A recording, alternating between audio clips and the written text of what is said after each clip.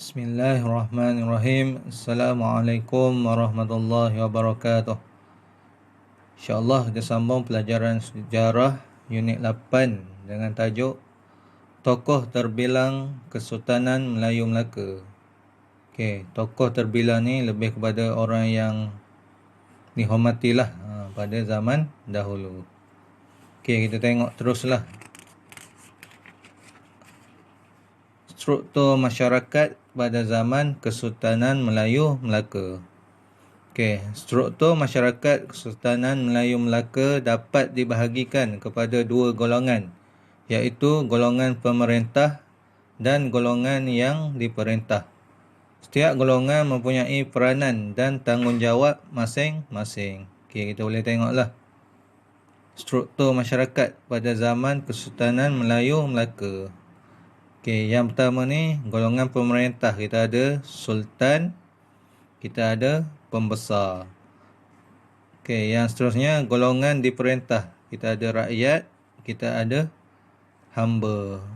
Okey, hamba pada zaman dulu ni orang yang bawah sekali lah kan. Okay. Pada zaman kita sekarang ni dah tak ada hamba. Zaman kita sekarang ni lebih kepada orang gaji lah. Okey, kita tengok satu persatu. Okey, yang pertama sultan. Okey, apa itu sultan? Sultan adalah pemerintah tertinggi dalam pentadbiran negeri. Okey, yang kedua simbol perpaduan rakyat. Okey, sultan pada zaman dulu memang amat dihormati oleh rakyat dan juga pembesar, lagi-lagi hamba. Okey, kalau kita pasal sultan ni daripada dululah dia dah pakai baju kuning. Warna kuning ni memang untuk raja lah ataupun sultan.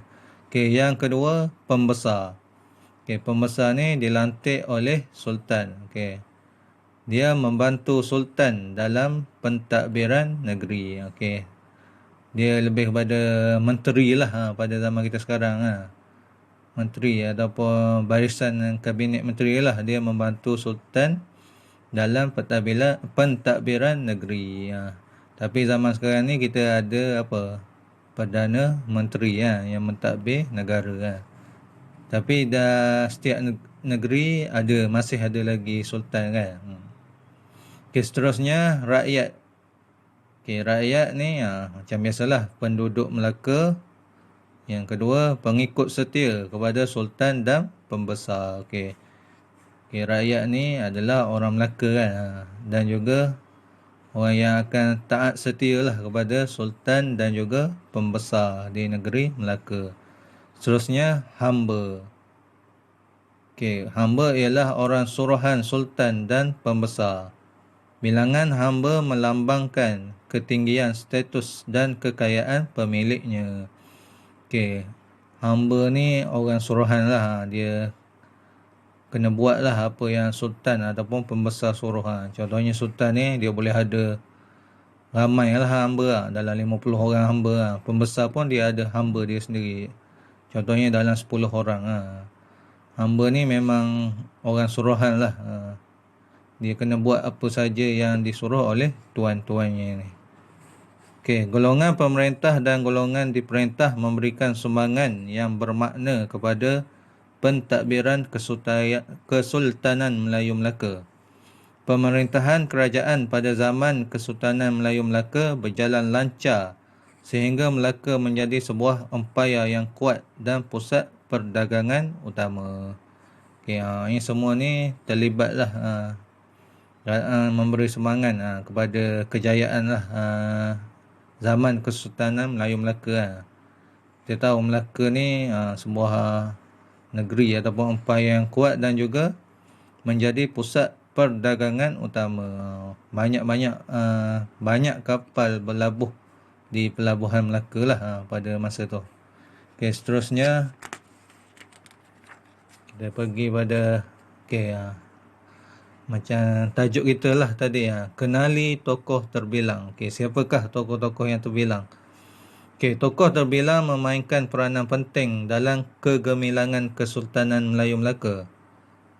Parameswara, Tun Perak dan Hang Tuah merupakan antara tokoh terbilang pada zaman tersebut. Okey, apa itu maksud tokoh terbilang? Tokoh terbilang merupakan individu yang dihormati dan disanjungi oleh masyarakat. Maksudnya dia ni, contohnya inilah, Parameswara, Tun Perak dan Hang Tuah ni adalah orang-orang yang sangat hebat. Orang yang orang kata memberi sumbangan banyaklah kepada masyarakat ataupun rakyat di Melaka. Okey, ciri-ciri tokoh terbilang. Okey, yang pertama, Parameswara ni gigih memajukan Melaka sebagai pusat perdagangan. Parameswara ni adalah Sultan Melaka lah. Yang kedua, Tun Perak. Tun Perak ni mempertahankan Kesultanan Melayu Melaka daripada ancaman luar. Dia antara bendahara lah yang menolong ataupun membantu Sultan untuk mempertahankan kedudukan negara. Yang ketiga, Hang Tuah mempertahankan perairan Melaka daripada serangan musuh. Ni Hang Tuah ni laksamana kan. Dia orang lah hebat lah. Kalau zaman kita sekarang, tentera lah yang akan mempertahankan sempadan ataupun perairan negara kita. Okey, seterusnya, tokoh terbilang pada zaman Kesultanan Melayu Melaka ialah Parameswara, Sultan Muzaffar Shah, Sultan Mansur Shah dan Sultan Alauddin Riayat Shah. Selain itu, Bendahara Tun Perak dan Laksamana Hang Tuah juga merupakan tokoh terbilang. Okey, kita boleh tengoklah tokoh dan juga sumbangan mereka. Okey, kita baca sikit. Okey, yang pertama, Parameswara. Okey, sumbangan dia mengasaskan Kesultanan Melayu Melaka, memajukan Melaka sebagai pusat perdagangan. Dia merupakan pengasas empayar ataupun Kesultanan Melayu Melaka, merupakan sultan yang pertama. Yang kedua, Sultan Muzaffar Shah. Okey, dia mengukuhkan empayar Melaka, melaksanakan sistem perundangan yang tersusun. Dia menyambunglah apa yang Parameswara buat ni. Dia mengukuhkan lagi Kesultanan Melaka ni. Dia membentuk apa ni, sistem perundangan yang tersusun. Seterusnya, Sultan Mansur Shah. Okey, meluaskan lagi empayar Melaka, menjadikan Melaka sebagai pusat penyebaran agama Islam dan pusat pendidikan. Dia lagi memajukan Melaka kan. Yang pasti Sultan ni dah buat agama Islam kita tersebar di Melaka dan juga menjadi pusat pendidikan. Seterusnya, Sultan Alauddin Riayat Shah. Okey, mengambil berat tentang keamanan dan keselamatan dalam negeri, menjaga kebajikan rakyat. Okey, dia sama juga lah dengan sultan-sultan lain. Dia menjaga keamanan dan keselamatan negeri dan menjaga kebajikan rakyat. Inilah pemimpin yang kita nak. Sama juga dengan zaman kita sekarang. Kita nak pemimpin yang menjaga kebajikan rakyat. Okey, seterusnya ni tokoh bendahara Tun Perak, ataupun lebih kepada menteri lah kepada sultan ni. Sumbangan dia menguruskan pentadbiran secara sistematik, menunjukkan kesetiaan tinggi terhadap pemerintah. Okey, dia membantu sultan lah dalam mentadbir kerajaan ataupun Kesultanan Melayu Melaka ni.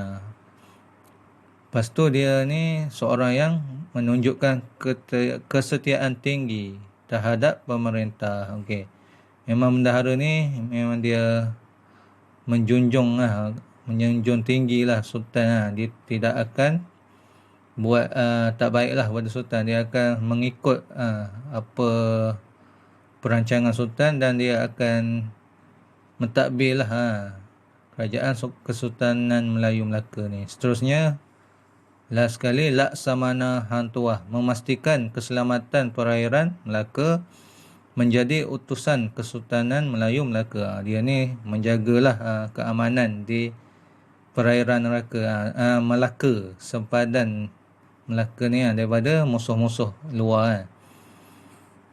Okey, tokoh terbilang merupakan sumbangan yang besar pada zaman Kesultanan Melayu Melaka. Kegigihan tokoh terbilang menjadikan Melaka sebuah empayar yang kuat dan terkenal di alam Melayu. Okey.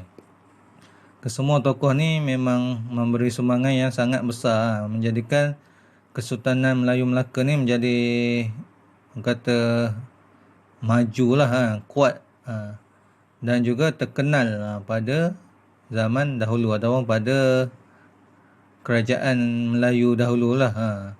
Dan Hang Tuah ni lah yang menjaga perairan Melaka ataupun sepadan negeri Melaka ni daripada musuh-musuh. Dan dia ni seorang yang sangat berani lah. Dia mengikut arahan Sultan dan juga Bendahara Tun Perak untuk menjaga Melaka daripada ancaman musuh. Okey. Maknanya rasa cukup sekadar tu saja. Kamu dah kenal lah tokoh-tokoh Kesultanan Melayu Melaka. Okey, cukup sekadar tu saja. Wallahu alam. Assalamualaikum warahmatullahi wabarakatuh.